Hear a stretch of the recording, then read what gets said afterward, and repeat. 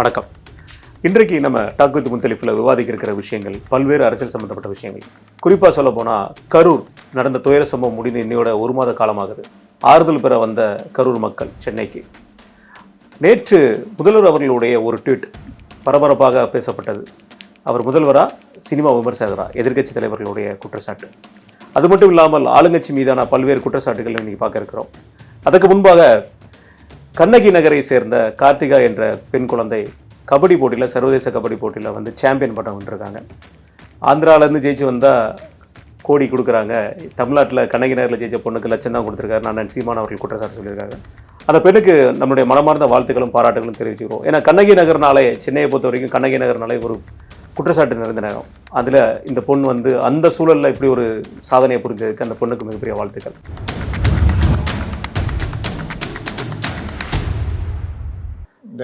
வணக்கம். இந்த இடத்துல நான் இன்னொன்று சொல்லிக்கிறேன். 2015-16 காலகட்டங்களில் கண்ணகி நகரில் அங்கே அப்போது போன காவல்துறை அதிகாரிகள் வீரகுமார், இப்போ ஏசியாக இருக்கார், அவர், விவேகானந்தன் ஒரு இன்ஸ்பெக்டர், அவர், இவங்க எல்லாருமே என்ன பண்ணாங்கன்னா அந்த பகுதியில் ஸ்போர்ட்ஸுக்கு அதிக முக்கியத்துவம் கொடுத்தாங்க. ஏன்னா சின்ன சின்ன பசங்களெல்லாம் கஞ்சா விற்கிறதுக்கும் இந்த சரக்கு இந்த மாதிரி இதுக்கு விற்பனையாளர் மாதிரி. அப்போ என்ன ஆகுதுன்னா அந்த பசங்களுக்கும் காசு கிடைக்குது, தவறான வழியில் போகிறது இருக்குது. இவங்களை சரி பண்ணோன்னா ஸ்போர்ட்ஸ் பக்கம் கொண்டு வரணுன்ட்டு அவர்களுக்கான இரவு பாடசாலை, ஸ்போர்ட்ஸு இந்த மாதிரிலாம் ரொம்ப முயற்சி எடுத்தாங்க. வீரகுமார் முயற்சி எடுத்து அவர் ட்ரான்ஸ்ஃபர் ஆனோன்னா அந்த இடத்துக்கு வந்த விவேகானந்தன் அதை நல்லா பண்ணார். நான் இப்போ நேரில் போயிருந்தேன். அந்த மாணவர்கள் எல்லாத்தையுமே அறிமுகப்படுத்தினா பண்ணாங்க. அதில் முக்கியமாக சொல்கிறது என்னென்னா, தெருவோர சிறுவர்களுக்கான கால்பந்து போட்டி இருக்குல்ல, ஆமாம், அமிதாப் பச்சன் கூட ஒரு படம் நடிச்சிருப்பார். அது பிரேசிலில் நடக்கும். அதுக்கு வந்து அவர் அந்த குடிசை பகுதியில் இருக்கிற அந்த தகர டப்பா தட்டி விளையாடிக்கிட்டு பிட் பாக்கெட் அடிச்சுட்டு இப்படி இருக்கிற பசங்களை அமிதாப் பச்சன் வந்து ஃபுட்பால் கொடுப்பார். அவர் ஒரு காலேஜுடைய ரிட்டையர்டு கோச். அவர் வந்து என்ன பண்ணுவார், இவங்களை அதுக்குள்ளே கொண்டு வரணும்னு சொல்லிட்டு ஃபுட்பாலை முதல்ல கொடுப்பார். நாங்கள் எதுக்கு விளாட்ணுன்னு கேட்பாங்க பசங்க. நீங்கள் டெய்லி ஃபுட்பால் விளாண்டிங்கன்னா உங்களுக்கு 50 ரூபா கொடுப்பேன்னுவார். அந்த பசங்க ஒத்துக்கும். அப்புறம் டெய்லி ஒரு 50 ரூபா கொடுப்பாரு. அந்த பசங்க விளையாடிக்கிட்டே இருக்கும். ஒரு நாள் இவர் போகமாட்டார். அந்த பசங்க வீட்டு தேடி வந்துடும். வந்துட்டு என்னன்னா, எங்கே வரவே இல்லை, இல்லை எனக்கு காசு இல்லை. காசு இல்லைன்னா, காசு இல்லாதனால தான் வரல. சரி நீ பால் கொடு, காசு கூட அப்புறமா கொடு, நான் யாருக்கும் கடனாளியாக இருக்க விரும்பலை அப்படின்னு வரும் அமிதாப் பச்சன். அப்புறம் அவங்க போய் கூடி பேசுவாங்க. இவர் அப்படியே பார்த்துக்கிட்டே இருப்பார். அதுக்கப்புறம் வந்துட்டு சரி பால் கொடுங்க, காசுலாம் தர வேணாம். இதுதான் அவர் எதிர்பார்த்துருப்பாப்புல. அதுக்கப்புறம் என்ன ஆகும்னா, இவர் இந்த டீம் வந்து இவரை ஏற்றுக்கும், நமக்கானவருன்ற ஏற்றுக்கும். அப்புறம் அந்த காலேஜில் ஏற்கனவே இவருடைய சிஷ்யன் தான் அங்கே கோச்சாக இருப்பார். இந்த பசங்களுக்கும் இவனுக்கு என்ன பண்ணுவாங்கன்னா, அந்த காலேஜ் சவுத்து மேலே வந்து கிண்டல் பண்ணுறது இந்த வேலைலாம் பண்ணிகிட்டு இருப்போம். அந்த இவர்களுடைய அந்த பகுதிக்கும் காலேஜுக்கும் ஒரு காம்பவுண்ட் ஸ்டோர் இருக்கும். அது அப்புறம் காலேஜுக்கு போட்டின்னா இந்த பசங்களுடைய நான் ரொம்ப கேவலமாக பார்ப்பானுங்க. இவனுங்க விளையாட போவானுங்க. போனால் தோற்றுருவாங்க, கிட்டத்தட்ட தோக்குற நிலமை வந்துடுவானுங்க. அமிதாப் பச்சனுக்கு பெரிய அவமானமாகிடும். கூப்பிட்டு என்னங்கடான்னா, ஷூ கொடுத்தீங்கல்ல, பெரிய கடுப்பாக இருக்குது எங்களுக்கு. அப்புறம் ஷூ அவுத்துடலான்டா, அடி கோல் அடிச்சு நின்று நவுத்திடுவானுங்க. அதில் அந்த காலேஜ் பொண்ணுக்கும் அந்த ஒரு பையனுக்கு காதல் வர்றது, இவர்களை வந்து அவர் ரெடி பண்ணி சர்வதேச வீடற்றோர் கால்பந்து இது கொண்டு போகிறது, அந்த பையன் மேலே இருக்கிற கேஸ் போடுவாங்க வேணுன்னு, அதை சந்திக்கிறது, அந்த பையனை கடைசி நிமிடத்தில் இது பண்ணி அனுப்பு, இந்த மாதிரிலாம் இருக்கும். அப்போது இவர்களை நீங்கள் வந்து இன்றைக்கி ஒரு அரசு செய்ய வேண்டிய வேலையை அதிகாரிகள் செய்கிறாங்க. இப்போ செய்கிறாங்களா எனக்கு தெரியல, ஏன்னா நான் போகாமல் சொல்லக்கூடாது. போலீஸ் பாய்ஸ் கிளப்னு ஒன்று விஜயகுமார் கமிஷனர் இருக்கும்போது கொண்டு வந்தார். அது எதுக்குன்னா, நீங்கள் உங்களுடைய இளம் பருவத்தில் குடிசை பகுதியில் இருக்கிற இளைஞர்கள் தவறான வழியில் போகிறத விட அவங்க மேலே ஒரு சமூக அக்கறையை அவர்களையும் அவங்கள்ட்ட உருவாக்குறது.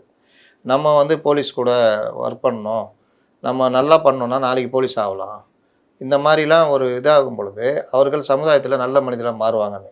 அந்த சமுதாய நோக்கம் எதுவுமே இப்போ இல்லை, சதைச்சிட்டாங்க. போலீஸ் பாய்ஸ் கிளப்னா நீங்கள் ஒன்று கிடையாது. ரெண்டாவது, ஒவ்வொரு ஸ்டேஷன்லேயும் ரொம்ப வருஷமாக சம்மந்தப்பட்ட போலீஸ் ஆஃபீஸர் கான்ஸ்டபிள் லெவலில், ஹெட் கான்ஸ்டபிள் லெவலில் இருப்பாங்க. யாரையும் பெருசாக மாற்ற மாட்டாங்க. ஏன்னா அவர்களுக்கு லோக்கலில் யார் என்ன தப்பு பண்ணுறா, என்ன நடக்குது, எவன் ரவுடி, எவன் புது ரவுடியாக உருவாகிறான், எவனுக்கு என்ன எல்லா இதுவும் தெரியும். அது ஒரு பெரிய இது மாதிரி உங்களுக்கு. அதையும் சதைச்சிட்டாங்க. ஐஎஸ் போடுறதையும் இவர்கள் எனக்கு என்னென்னு போட்டு அந்த இதுலேயும் ஒரு செட்டப் இல்லை. இந்த மாதிரி ஒவ்வொரு விஷயமும் சமுதாயம் சார்ந்து நடந்தால்தான் அந்த சமுதாயம் கரெக்டாக இருக்கும். நீங்கள் மாணவர்களை எவ்வளோக்கு எவ்வளோ ஸ்போர்ட்ஸ் பக்கம் தள்ளுறீங்களோ அவ்வளோக்கு அவ்வளோ அவர்கள் மது போதை பழக்கத்துக்கிட்ட போக மாட்டாங்க. இதில் அப்பர் கிளாஸ் இருக்கான்ல, பணக்காரன், அவன் வீட்டு பிள்ளைகளும் இந்த மாதிரி போதை பழக்கம், கார் ரேஸு, பைக் ரேஸுன்னு போவோம். ரொம்ப குடிசைப்பதில் இருக்கணும் அதே மாதிரி போவோம். அவனுக்கு தெரிஞ்சது அவன் போதை ஏன்னா அவன் சமுதாயத்தில் அவனுக்கு கவனிக்கவே ஆள் இருக்காது.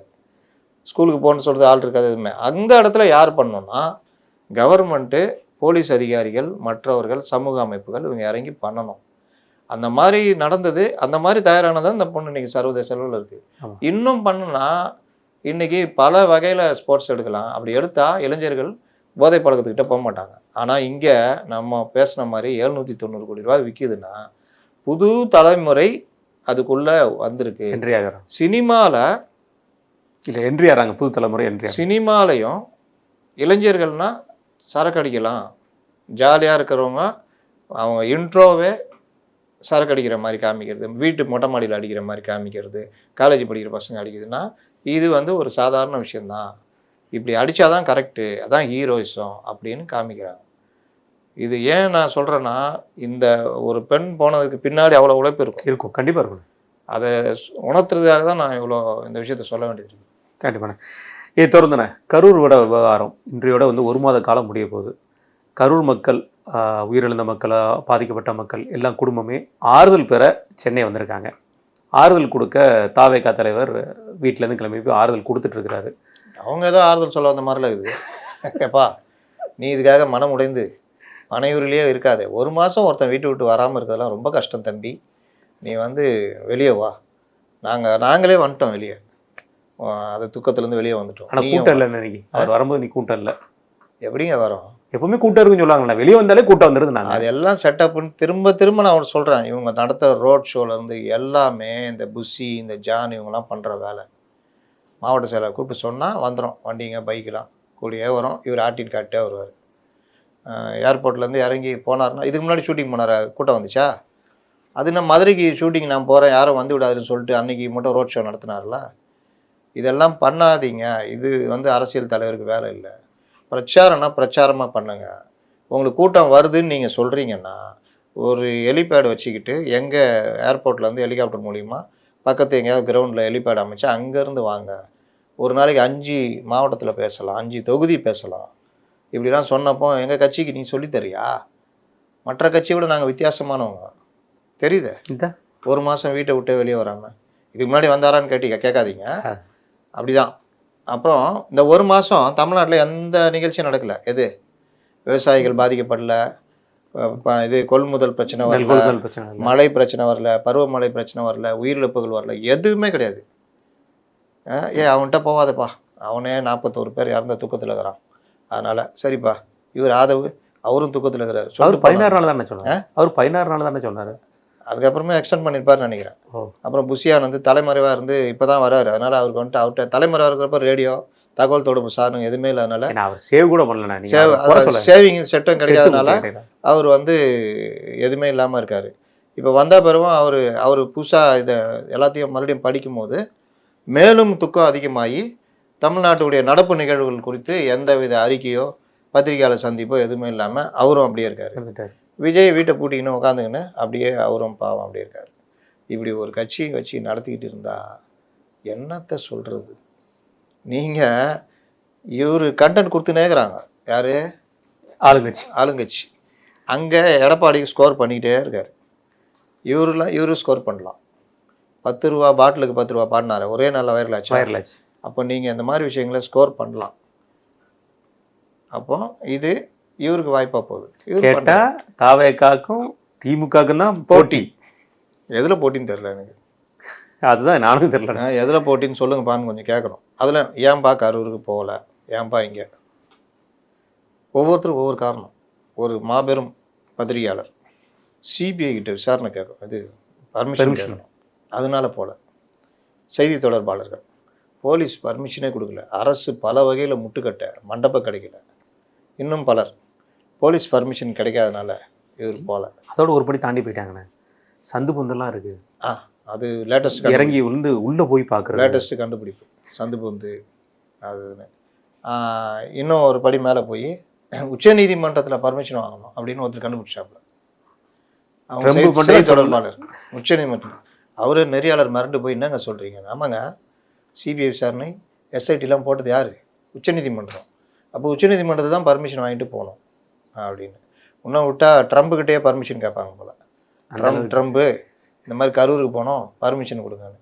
அப்போ இந்த மாதிரி பேய் கதைகள்லாம் நம்ம விசாரிக்கும் பொழுது, ஏங்க என்னங்க இது டிஜிபி ஆஃபீஸ் இவங்க தானேங்க போனாங்க? ஆமாம். அங்கே என்னங்க சொன்னாங்க? எஸ்பி ஆஃபீஸில் போய் பர்மிஷன் வாங்கி சொன்னாங்கல்ல? ஆமாம். இவங்க ஒரு நாளாவது எஸ்பி ஆஃபீஸில் போய் பர்மிஷன் லெட்டர் கொடுத்துருக்காங்களா? கொடுத்தா தானேங்க மறுக்காங்கன்னு நீங்கள் சொல்லலாம், குற்றச்சாட்டு வைக்கலாம். இவங்க தான் போகவே இல்லைங்க, அப்புறம் எப்படிங்க?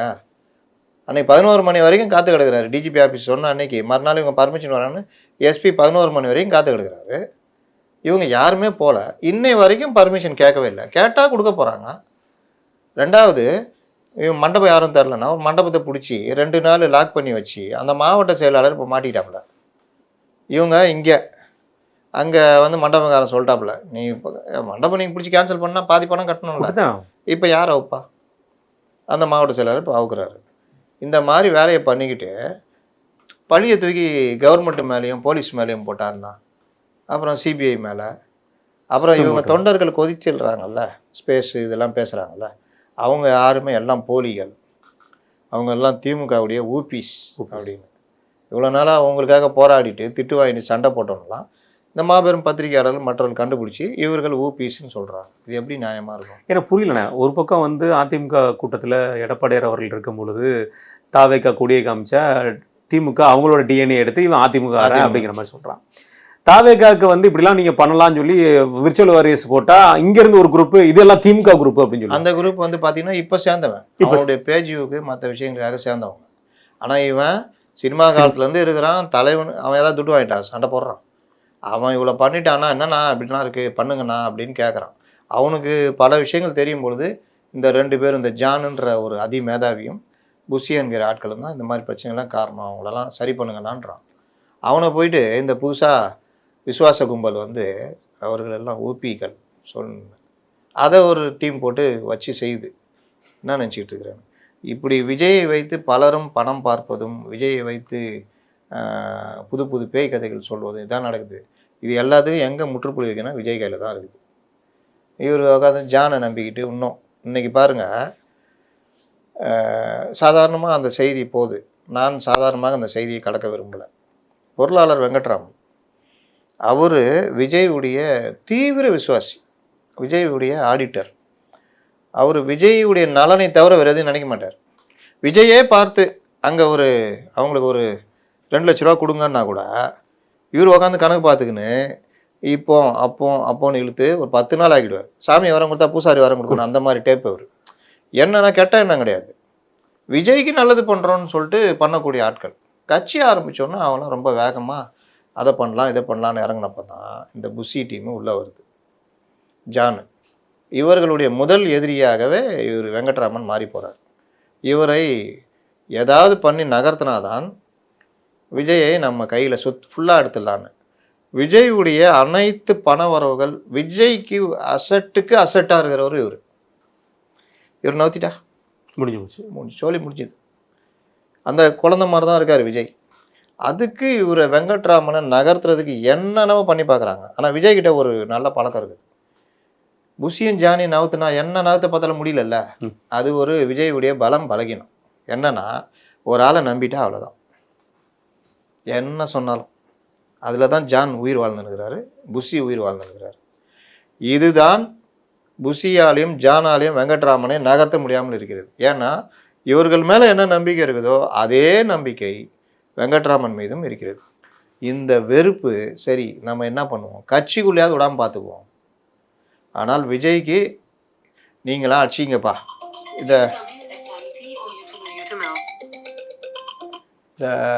ஒரு படத்தை சொல்லுவாங்க, சரி சரி சண்டை போட்டுக்காதீங்க ஏட்டையா அப்படின்னு வரல. ஏய் என்னடா இவங்க கூட போய் என்ன, அந்த மாதிரி விஜய் சரி சரி சண்டை போட்டுக்காதீங்கப்பா, நான் முதலமைச்சராவது வேலையை போய் பாருங்க போங்க. அப்படி என்னங்க இந்த மாதிரி இது நீங்கள் பேசி முடிச்சிங்க போங்க, ஏன்ட்ட வராதிங்க இப்படி.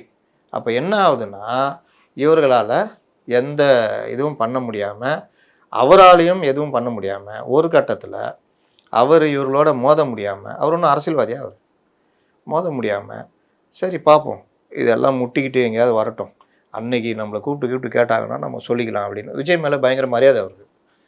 அதனால் ரொம்ப எடுத்தெறிஞ்சும் பேச மாட்டார், கருத்தை வேகமாக வைக்க மாட்டார். இதையெல்லாம் இந்த கும்பல் பயன்படுத்திக்குது. அதனால் அவர் தான் உண்டு தான் வேலை உண்டுன்னு பார்த்துக்கிட்டு பாட்டா வேற இவரையே நகர்த்த பார்த்தாங்க, பொருளாளர் இருந்து நகர்த்த பார்த்தாங்க. அதெல்லாம் விஜய் ஒத்துக்கலை. அதனால் கட்சி காப்பாற்றப்படுது, விஜயுடைய மற்ற அசட்டுகளும் காப்பாற்றப்படுகிறது. அதற்கு முழு முதலாக இருக்கிறது வெங்கட்ராமன். அப்போ வெங்கட்ராமனை வந்து டிஃபேம் பண்ணுற எல்லாம் பண்ணாங்க. இவர்கள் பண்ணுறதுக்கு எதிராக இந்த விஷயங்கள்லாம் நடந்ததில்ல, ஜானுடைய இதெல்லாம், அதெல்லாம் வெங்கட்ராமன் காரணன்ற மாதிரிலாம் உருட்டி பார்த்தாங்க. ஒன்றும் நகரல. ஏன்னா அவர் தான் உண்டு தான் வேலை உண்டுன்னு இருக்கிறவர் அப்படியே ஒதுங்கி இருக்கிறாரு. சரி நீங்கள் எதாவது பண்ணிட்டு போங்கடான்னு ஒதுங்கி இருந்தாலும் அவர் இன்னும் 2-3 பேர் இருக்காங்க. அவங்கெல்லாம் வந்தால் இந்த பவுன் செட்டு கண்ணை காமிச்சிருது. அவர் மேடையிலேருந்து கீழே இருக்குது யாரை, மாநில பொருளாளர். அந்த இவனுங்க பவுன்சருன்னா தெரியும், சார் இல்லை போங்க, நீ யார், அவர் வெங்கட்ராமன் ஓரளவுக்கு அவனுக்கு தன்மானம் இருக்கும்ல, நீ யார் போ, யாரை சொல்கிற நீ. இப்படியே பல மேடைகளில் இந்த வேலையை பண்ணுறது, சிரிச்சுக்கிறது அவங்களுக்குள்ள பண்ணிக்கிட்டு சுய திருப்தி. அதனுடைய ஒரு வெளிப்பாடு தான் இன்னைக்கு நான் பார்க்குறேன். ஏங்க ஒரு மாநில பொருளாளர் காரில் உள்ளே வராரு, யார் சார் நீங்கள் உங்கள் ஐடி கொடுங்கன்னு கேட்குறான்னா அந்த அளவுக்கு பவுன்சர் இருப்பான். அப்போ விஜய் மட்டும்தான் அவங்களுக்கு தெரியுமா? நீ தெரியுதா இந்த இதுக்கு பின்னாடி உள்ள இது எவ்வளோ பெரிய அயோக்கியத்தனம் இது? ஒரு கட்சிக்காரனா போட்டு நிப்பாட்டணும்ல. இவரியா நீங்கள் போலீஸ் ஃபங்க்ஷன்லாம் பார்த்தீங்கன்னா பிஆர்ஓ ஸ்டாஃப் இருப்பாங்க தனியாக, அவங்களுக்கு இவருன்னு தெரியும், இவர் பத்திரிகையாளர், இவர் இது அவங்க இது. அதே மாதிரி ஆஃபீஸ்லேயும் அந்த சிஎம் ஆஃபீஸுங்கெல்லாம் பார்த்தீங்கன்னா கரெக்டாக இது பண்ணுவாங்க, இந்த வண்டி வரும், இந்த இதில் இவங்க வருவாங்க, இவங்களை ரிசீவ் பண்ணோம் அப்படின்னு. இந்த மாதிரி ஒரு பைத்தியக்காரத்தை நீங்கள் பார்த்துருக்கீங்களா? ஐடி கார்டை போய் கேட்குறாங்க, என்ன பொருளாளருக்கு ஐடி கார்டை கொடுத்து வச்சுருப்பாங்க. அவர் உள்ளே கான்டாக்ட் பண்ணி இது பண்ணி இதெல்லாம் என்னங்க. நிர்மல்குமார் போன மதுரை மாநாட்டில் பேசிக்கிட்டே வெளில வந்திருக்காப்புல, திரும்பி போது விட மாட்டேன்ட்டுக்கிறான். அவ்வளோ கட்டுப்பாட்டுக்குள்ளே இருக்கேன். என்ன மண்ணாங்கட்டி கட்டுப்பாடு? கட்சி மேடை, மாநாட்டு மேடைகள் மாவட்ட செயலாளர்கள் கண்ட்ரோலில் இருக்கும். அந்த மாவட்டம் நடத்துதோ அந்த மாவட்ட செயலாளர் நிர்வாகிகள் கண்ட்ரோலில் இருக்கும். கட்சிக்குன்னு தொண்டர் அமைப்பு இருக்கும். ஆமாம், இவர்கள் எல்லோருக்குமே நிர்வாகிகள் நல்லா தெரிஞ்சிருக்கும். அப்படியே மரியாதை கொடுத்து ஒதுங்கி நிற்பான் அவர் வந்துட்டு போகிறதுக்கு இருக்குலாம். மாநில பொதுச் செயலாளர்ல அவர் தகவல் தொழில்நுட்ப பொதுச் செயலாளர்ல அந்த இது இருக்கும். அப்போ உங்களுக்கு தெரிஞ்சதுலாம் புஷி ஆனந்தம், ஜான் இது ஜானோ ஆதவனா என்ன கதை இது? மாநில பொருளாளருக்கே இந்த அவமானம்னா மற்ற நிர்வாகிகள் கதையை நினச்சி பாருங்க. சாதாரண தொண்டர்களோட நிலைமை ஏங்க இந்த இடத்துல எம்ஜிஆர் கட்சி நடத்தலாம் பார்த்தா நீங்கள் இவங்கெல்லாம் தூக்க மாட்டேங்கிறாங்க. இல்லை, என்னோட கேள்வி அதை தான் இருந்துச்சு. அடுத்தது 1 மாத காலம் இந்த மாதிரி ஒரு துயர சம்பவம் ஒரு கட்சிக்கு, அது அவங்க போன பிரச்சாரத்தில் நடந்தது, அதற்கு அவங்க காரணமா மக்கள் காரணமாங்கிறது அது விவாத பொருளுக்குள்ளது. இப்படி ஒரு துயர சம்பவம் இருக்கும்போது ஒரு இயக்கம் ஆரம்பிச்சானா அந்த இயக்கத்தில் அந்த தலைவரோட பங்கு தான் பெரும் பங்காக இருக்கும் போது அதை ஸ்ட்ராட்டஜிஸ்டோ அல்லது பொதுச் செயலரோ எல்லாமே இவரால் நியமிக்கப்பட்டவங்க.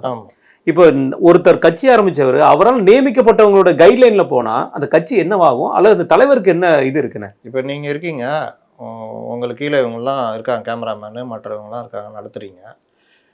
கேமராமேன் வந்துட்டு இதான் நீங்கள் டாபிக் பேசணும் அப்படின்னு முடிவு எடுக்கிறதோ, இல்லாட்டி நான் வரலங்க பாதி வெளில வந்து திரும்பி போகிறது, அந்த மாதிரி இருந்தால் என்ன பண்ணுவீங்க? எப்பா நீ உன்னுடைய வழியை பார்த்துக்கப்பா, எனக்கு இது ஒத்து வராது, இந்த இதுதான் கரெக்டு, இதானே பண்ணுவோம். ஆமாம். இன்னொருத்தர் வேறு யாராவது ஒருத்தர் சொல்கிறாரு, இப்போ கேமராமேனாக சொல்கிறார், சார் விஷுவல் எடிட்டர் இந்த மாதிரி பண்ண மாட்டேங்கிறாரு, நம்ம சொல் பேச்சு கேட்க மாட்டேங்கிறாரு, ஏன் இஷ்டம் தான் டைட்டில் ஒர்க் பண்ணுறாரு, அதை பண்ணுறா இதை பண்ணுறாருன்னா நீங்கள் என்ன சொல்லுவீங்க? உங்கள்கிட்ட பார்வைக்கு வந்தால் ஏன்பா அது என்ன பிரச்சனை, கண்டிப்பாக நீ உன் கருத்தை சொல்லு, என்ன இதுவா இப்படி தான்ப்பா பண்ணோம், பார்த்து இது பண்ணிக்க, நீ வாட்டில் எவன்டா அவன் ஸ்டாலின் அப்படின்னு போட்டேன்னா என்ன அது டெஃபர்மேட்டிவ்ப்பா, இது இந்த மாதிரிலாம் பண்ணக்கூடாது, உனக்கு இதெல்லாம் தெரியாது, அதற்கு தான் இந்த இதெல்லாம் கொடுக்கறது அப்படின்னு இது பண்ணுறீங்க வச்சுக்கோங்க. நீங்கள் வாட்டில் நீங்கள் கம்முன்னு, அவர் உங்கள்கிட்ட சொல்லி பார்த்து வேலைக்கு ஆகலை, இவர்கள் வழக்கம் போல் போட்டு விட்டாங்க வச்சுக்கோங்க, யார் கேஸ் வாங்குறது? நம்ம வாங்கணும். இது நடந்திருக்கு. ஒரு இன்ஸ்பெக்டரை போட்டுட்டு ரியல் இன்ஸ்பெக்டர் ஃபோட்டோ தூக்கி வச்சு அந்த அம்மா பார்த்துட்டு வழக்கு போட்டாங்க. அவங்கள எப்படி வைப்பீங்க நீங்கள்? கண்டிப்பாக அவசியம் கூடாது இல்லையா? பண்ணது விஷுவல் எடிட்டர், மாட்டினது நிறுவனமும் அந்த செய்தியாளரும். இந்த மாதிரிலாம் நடந்திருக்கு. அதனால் தலைவர்கள் தான் யார் தலைவர்னு இல்லை, எந்த நிறுவனம் தான் நிறுவனத்துடைய ஹெட்டு, எங்கே யார் இருக்கா அவங்க தான் பொறுப்பானவர்கள். இங்கே விஜய் பொறுப்பானவர். விஜய் வந்து எனக்கு என்னென்னு இப்போ இதில் நான் ஒரு உதாரணம் சொல்கிறேன். கரூர் போகிறதுக்கு இவ்வளோ பண்ணுறாருல. இன்றைக்கி ஒரு இது படித்தேன். எம்ஜிஆர் அந்த நாடோடி மன்னன் அந்த வந்த புதுசுலலாம் நாடோடி மன்னன் படம் ரீரிலீஸ்லாம் ஆகும்ல, எம்ஜிஆருடைய ரசிகர்கள்லாம் போய் பார்க்குறதுக்கு துட்டு இல்லைன்னு சொல்லிட்டு திரும்ப பார்க்க துட்டு இல்லைன்னு சொல்லிட்டு ரத்தம் கொடுக்கறது, ரத்தம் கொடுத்து அதில் வர காசை வச்சுட்டு பார்க்குறது. இந்த அளவுக்கு வெறித்தனமாக இருந்திருக்காங்க மதுரையில். இது ஒரு டாக்டர் இது பண்ணிட்டு எம்ஜிஆருடைய டாக்டர் அவருக்கு எதை தெரிஞ்சிருப்பார் சொல்லி இந்த மாதிரிலாம் நடக்குது, ரொம்ப டேஞ்சரு, கொஞ்சம் கவனத்துக்கு எடுத்துகிட்டு போங்கன்னு. எம்ஜிஆர் நீங்கள் 41 செத்து போனதுக்கே நீங்கள் என்னமோ அந்த சமைஞ்ச போன மாதிரி உட்காந்துக்கிறீங்க. எம்ஜிஆர் கவனத்துக்கு வந்தோடனே மதுரைக்கு போயிட்டாராம். அந்த ஒரு கூட்டம் ஏற்பாடு பண்ணி உக்காந்து இந்த இதெல்லாம் பண்ணாதீங்க, உயிருக்கு ஆபத்து, என் படத்தை ரசிங்க பாருங்கள், ஆனால் உங்களை இழந்துட்டுலாம் பார்க்காதீங்க, உங்கள் வருமானம் முக்கியம், இந்த வேலைலாம் பண்ணாதீங்க அப்படின்னு. லாஸ்ட்டில் ஒரு வார்த்தை சொல்லிக்கிறாரு, உங்கள்கிட்ட காசு இல்லைன்னா ரத்தங்கத்தம் கொடுக்காதீங்க, பேச்சு கேட்கலன்னா அந்த வழித்தனமாக கொடுக்காதீங்க, எனக்கு லெட்டர் எழுதுங்க மணி ஆர்டர் அனுப்புறேன்னு. அந்த மாதிரி லெட்டர்லாம் வந்து மணி ஆர்டர்லாம் அனுப்பிச்சாங்க.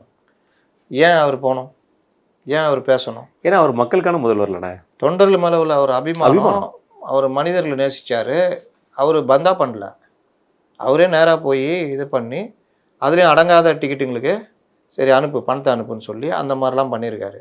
நான் அவங்க பணத்தை திரும்பி பார்ப்பேன், நீங்கள் என்ன நினைக்கிறீங்கன்னா உன்னுடைய வருமானம் எவ்வளோன்னு கேட்டாராம் முதல்ல. பாரு இன்னும் பாருலாம் இல்லை. இந்த இடத்துல நீங்கள் யோசிச்சு பாருங்கள், 150 ரூபா டிக்கெட்டை ஃபஸ்ட் டே ஃபஸ்ட் ஷோன்னு சொல்லிட்டு ஒரு கலாச்சாரத்தை உருவாக்கி அன்னைக்கு பார்க்கறது தான் மரியாதை அப்படின்னு மன்றங்கள் மூலியமாக, முன்னெல்லாம் மன்றங்கள் அப்படி விற்க மாட்டாங்க, மன்ற வளர்ச்சிக்காக அந்த ரசிகர்கள்ட்ட விற்று எடுத்துக்குவாங்க. அது வந்து எதுக்குன்னா பேனர் கட்டுறதுக்கு மற்ற இது அதை மாதிரி. இப்போ அப்படி இல்லை, முழுதுமாக இதை ஒரு தொழிலாக நடிகர்களே பண்ணுகிறார்கள். அவர்களுக்கு அந்த ரசிகர்களை பற்றி கவலை இல்லை. ஃபஸ்ட் டே ஃபஸ்ட் ஷோ ஒரு 2 நாள் ஓட்டி கோடி கணக்கில் அவருடைய உழைப்பை சுரண்டுறது. 150 ரூபா பார்க்குற இடத்துல 1500 ரூபா 2000 ரூபா கொடுத்து பார்க்க வைக்கிறது. இது ஒரு பெரிய வியாபாரம் மாதிரியே மாறிப்போச்சு. அதில் விஜயும் விதிவிலக்கு அல்ல. அப்போ இவர்கள் எல்லோரும் இந்த வேலையை பண்ணிக்கிட்டு இவர்கள் வந்து ரசிகர்கள் மேலே அன்பாக இருக்கிற மாதிரி காமிச்சிக்கிறாங்க. இது எல்லாமே செயற்கை அப்படின்றது தான் எம்ஜிஆர் நான் உதாரணம் காமிக்கிறேன். புரியுறேன். இந்த 1 மாத காலம் ஆயிடுச்சு, இந்த வழக்கு இப்போ சிபிஐக்கும் போயிடுச்சு. வழக்கோட நிலைமை என்ன நிலைமையில இருக்கு? இது வந்து கரூரோட வழக்கு இப்போ எஃப்ஐஆர் பதிஞ்சதா ஒரு தகவல் பரவியதாக, தகவல் பதிந்ததாக, தகவல் எல்லாமே தகவல் தான். அப்படி ஒரு தகவல் பரவிச்சு. ஆக்சுவலாக வந்து எஃப்ஐஆருங்கிறது நம்ம போலீஸ் அவங்க காவல்துறை போட்டிருந்த எஃப்ஐஆரை பேஸ் பண்ணி தான் சிபிஐ நடவடிக்கை எடுக்க முடியுமா? அந்த எஃப்ஐஆர் தான் தகவல்னு சொல்கிறாங்களா, அல்லது சிபிஐ எஃப்ஐஆர் பதிவு செஞ்சுருக்காங்களா? சிபிஐ எப்பவுமே உள்ளே வரும்பொழுது 2 விதம். ஒன்று, அந்த அவர்கள் இது வரைக்கும் பண்ண அந்த விசாரணை அறிக்கைகள் மற்ற எல்லா டீட்டெயிலும் வாங்கிடுவாங்க. கோர்ட்டு சொல்லிச்சு இல்லை எல்லாம் தேவைப்படுங்க. அதில் எவிடன்ஸ் என்னென்ன கலெக்ட் பண்ணாங்க எல்லாம் எடுத்துக்குவாங்க. ப்ளஸ்ஸு அவங்களுடைய எஃப்ஐஆர் இந்த விஷயங்கள்லாம் பார்ப்பாங்க. அவங்களுடைய அந்த பேஸில் இவர்கள் இன்வெஸ்டிகேஷன் பண்ணுவாங்க. இதோட கரெக்டாக இருக்குன்னா அதே இதிலே போகும். அவர்கள் எஃப்ஐஆருக்கு வேறு ஒரு பேர், ஏதோ ஆர்ஐயா ஆர்சி ஏதோ ஒன்று சொல்லுவாங்க, அந்த பேர் சிபிஐயோடைய எஃப்ஐஆர். அதில் இதுக்கு இதுவும் சிமிலராக இருந்துச்சுன்னா அப்படியே போயிடுவாங்க. இல்லைன்னா அவர்கள் புதுசாக இது பண்ணி அந்த இதை தான் பண்ணுவாங்க. அதனால தான் சிபிஐ விசாரணை சில சமயம் அப்படியே தலைகீழ இருக்கும். ஏன்னா சம்மன் அனுப்பப்பட்டதாக சொல்லப்படுது. புஷி ஆனந்த் அவர்களுக்கும் நிர்மல்குமார் அவர்களுக்கும் சம்மன் அனுப்பியிருக்கிறதா செய்திகள் வருது.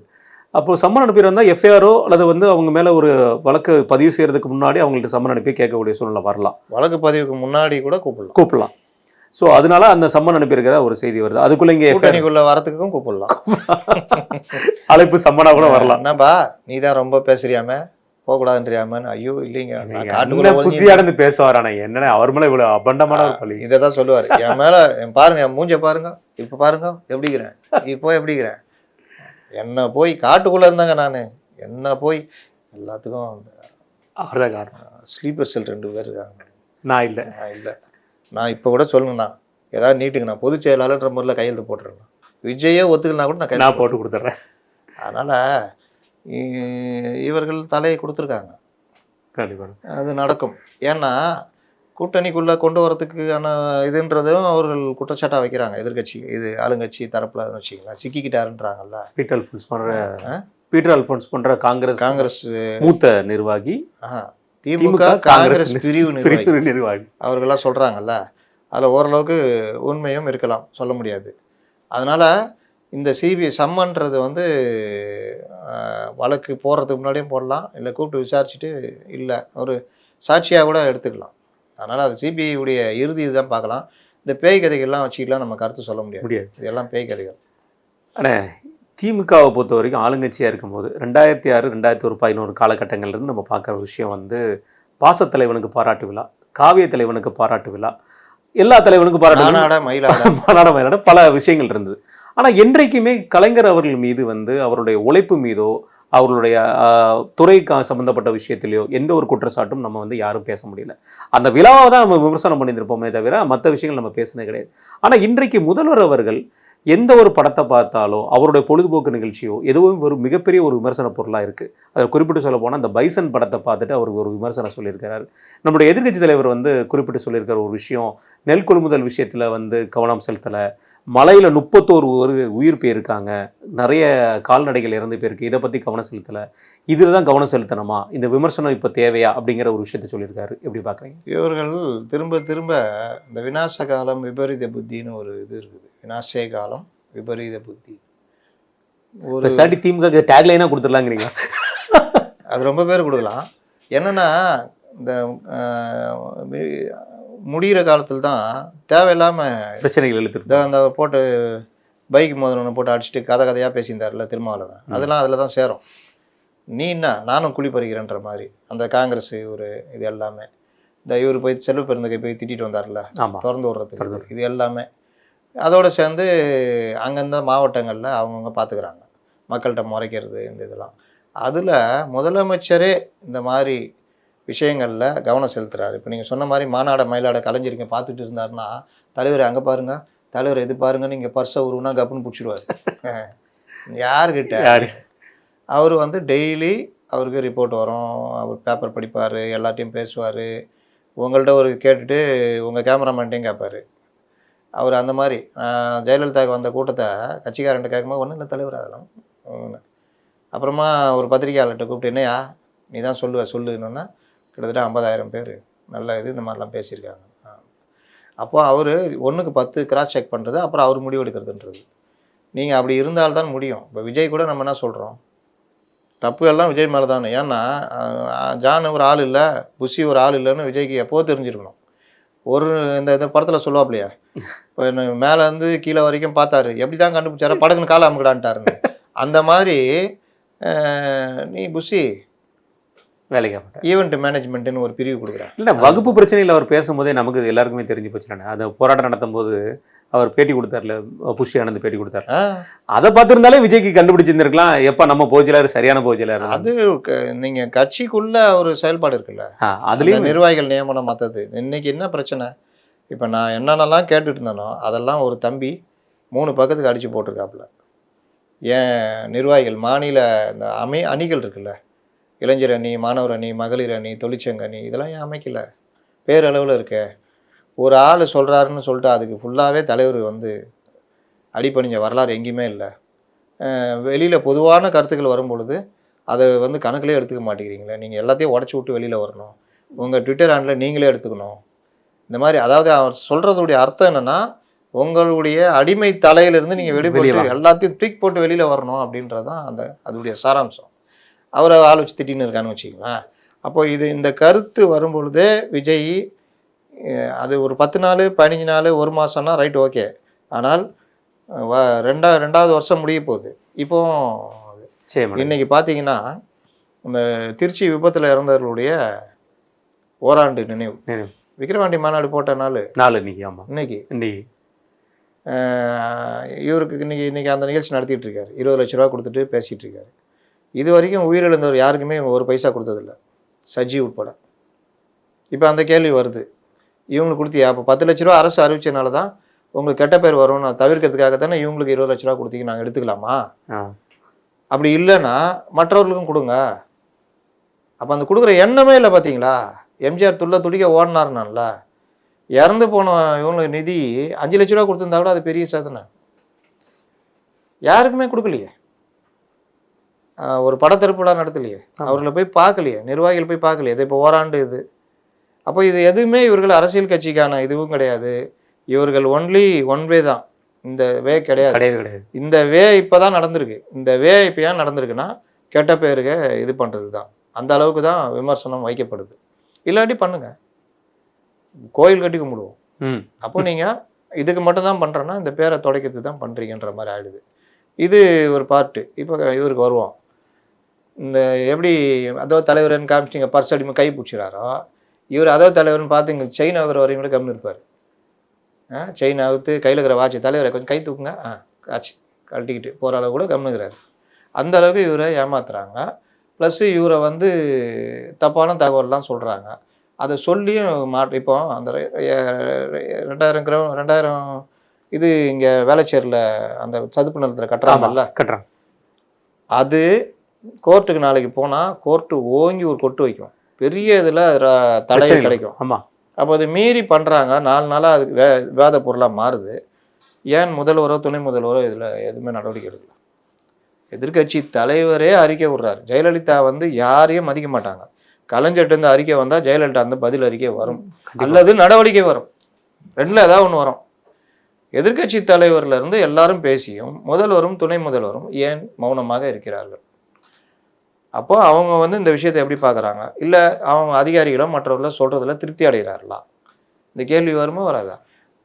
சட்ட பல்கலைக்கழகம் தனியார் பல்கலைக்கழகங்களுக்கான இடம் 100 ஏக்கர்லேருந்து 25 ஏக்கரா சுருங்கி ஒரு மசோதாலாம் கொண்டு வர்றீங்க. அது வந்து எப்படி இவரை ஏமாற்றி கொண்டு வராங்க? ஒரு மசோதா கொண்டு வந்து இப்போ பின் வாங்குறீங்கல்ல, எவ்வளோ பெரிய அசிங்கம் அது. இது மிகப்பெரிய வந்து ஒரு விவாத பொருளாக மாற்றணுமா வேணாம்? சட்டசபையில் ஒரே நாளில் நிறைவேற்ற நம்ம பேசியிருக்கோம். ஆமாம். இது வந்து தனியார் பல்கலைக்கழகங்களுடைய ஆதிக்கத்துக்கு போச்சுன்னா ஆர்ட்ஸ் அண்ட் சயின்ஸ் காலேஜ் எதுவுமே மாணவர்கள் இனி இலவசமாக சேர்றதுன்றதெல்லாம் பெரிய பிரச்சனையாகும். கல்வியாளர்கள் போட்டு வெளுக்கிறாங்க. இப்போ இந்த பிரச்சனை பேக் ஃபயர் ஆகுதுன்னு தெரிஞ்சோன்னா பட்டுன்னு அதை நிறுத்துறீங்க, வாபஸ் வாங்குறீங்க. இந்த அவமானம் தேவையா? இந்த மாதிரி எல்லா விஷயத்துலையும் நெல் கொள்முதலில் என்ன பிரச்சனை இருக்குது, ஆரம்பத்துலேருந்து எல்லாம் சொன்னதை ஃபாலோ பண்ணியிருந்தா உங்களுக்கு அந்த பிரச்சனை வந்திருக்காது. அப்போது அதையும் அதிகாரி கையில் விடுறது, இந்த அமைச்சர்கள் கையில் விடுறது. அமைச்சர்கள் எனக்கு என்னென்னு இன்னத்தை பாருங்கள், அந்த தாழ்தள பேருந்து இந்த எலக்ட்ரிக் பஸ் நம்ம ஏற்கனவே பேசியிருந்தோம். எலக்ட்ரிக் பஸ்ஸுன்ற பேரில் தனியார் மையத்தை உள்ளே கொண்டு வராங்க. சிபிஎம் அவர் கொண்டு வேடிக்கை பார்த்துக்கிட்டு இருக்குன்னு. இன்றைக்கி அந்த தனியார் மையத்தினால அந்த பஸ்ஸை வாடகைக்கு எடுத்து ஒரு மாதத்துக்கு 21 கோடி ரூபா லாஸ் போய்கிட்டு இருக்கு. இந்த லாஸை நம்ம பண்ணவே தேவையில்லை. நம்மளே அசோக் லேலனை வாங்கி இந்த லாஸை கடன் அடைக்கிறதா பண்ணால் நமக்கு அந்த சொத்து வந்துடும். ஆனால் நீங்கள் இந்த வேலையை பண்ணுறீங்கன்னு. அப்போ அதுக்கு பின்னாடி என்ன இருக்குது? இந்த மாதிரி பல விஷயங்களில் அவர்கள் வைக்கிற குற்றச்சாட்டும் அதில் பேப்பர்லேயும் மற்ற விஷயங்களே வர்றது முதல்வர் பாதைக்கு போதா இல்லையா? அட்லீஸ்ட் துணை முதல்வராக பார்க்குறாரா இல்லையா? அப்போ இவர்களை திருப்தி அடைய வைக்கிறதுக்கு அதிகாரிகள் அமைச்சர்கள் சொல்கிறத இவங்க ஏற்றுக்கிறாங்கன்னா என்ன சொல்கிறது? விஜய்க்கு இவங்களுக்கு என்ன வித்தியாசம் இருக்குது? அதில் ஒன்று தான், நீங்கள் திரைப்படம் பாருங்கள், என்ன வேணால் பண்ணுங்கள், அதை ஏன் வெளிப்படுத்திக்கிறீங்க? எல்லாம் தான் பார்த்தாங்க. எம்ஜிஆர் பார்த்தாரு, ஜெயலலிதா பார்த்தாங்க, ரொம்ப ரேர் ஜெயலலிதா, மற்றவங்களும் பார்த்தாங்க. கலைஞர் விடமாட்டார், பார்ப்பார். ஆனால் அது எங்கேயாவது வெளிப்பட்டுச்சா? அப்போ நீங்கள் பார்த்துட்டு பைசன் படத்துக்கு ரிவ்யூ எழுதுறீங்க. இதே தான் ஜெய்பீமுக்கு பண்ணி வந்த புதுசில். அன்றைக்கி எல்லாரும் நம்பினாங்க, ஐயோ முதல்வருக்கு, ஏன்னா அவர் ரொம்ப இலக்கின மனசு, ஐயோ இலக்கின மனசு மேலும் இலக்கி விட்டது, ஐயோ இவர் இனிமேல் விடமாட்டார் அப்படின்னா, அந்த கொஞ்ச நாள்லேயே அந்த பையன் சென்னையில் ஒரு பையன் ஆட்டோ டிரைவர் அடிச்சு போல இவர் இட்லி சாப்பிட்டு விக்கல் வந்து செத்து போட்டான்னு இவர் படிக்கிறாரு. 3 நாள் கழிச்சு போஸ்ட்மார்ட்டம் ரிப்போர்ட் வருது, 13 இடங்களில் பலத்த காயம்னு. அதையும் படிச்சார்ல? அதையும் படிச்சாரு. அன்னைக்கு அதை எழுதி கொடுத்த அந்த அதிகாரியை வந்து உண்டு இல்லைன்னு ஆக்கிடுமா வேணாவா? எதுவுமே பண்ணல. அப்போ நீங்கள் உங்களுடைய துக்கம் நீங்கள் பார்க்குறதுக்கு இதுக்கும் சம்மந்தம் இல்லை. அது சும்மா எழுத்து யாரோ எழுதி கொடுத்ததில் நீங்கள் வெளியிட்டீங்கன்ற மாதிரி தானே அது தெரியுது. சேம் அதே இப்போ பைசனுக்கு பண்ணுறீங்க. பைசன் அது ஒரு ப்ரொமோஷனுக்கே உங்களை பயன்படுத்துகிறாங்க. நீங்கள் வந்து ஒரு அம்பாசிடராக மாறுறீங்கன்றது உங்களுக்கு தெரியுதா தெரியலையா?